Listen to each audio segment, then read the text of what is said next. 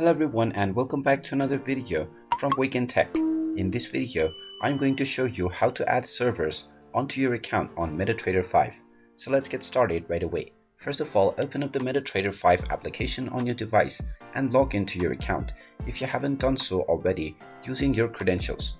Once you are logged in, you will be taken to the quotes page, from which if you wish to change your server or add a new one, tap on the menu icon at the top left corner and then tap on Manage Accounts.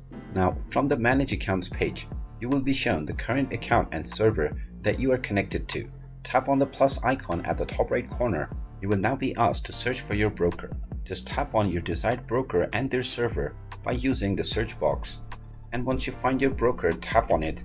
And now you will be asked to log into your account. Just enter your login user ID and your password. And then underneath server, you can tap on the drop-down menu and choose between the various different kinds of server. You can then click on the login button and you will be logged into this broker account and onto your selected server. And there you have it. That is how you can add a new server onto your MetaTrader 5 account.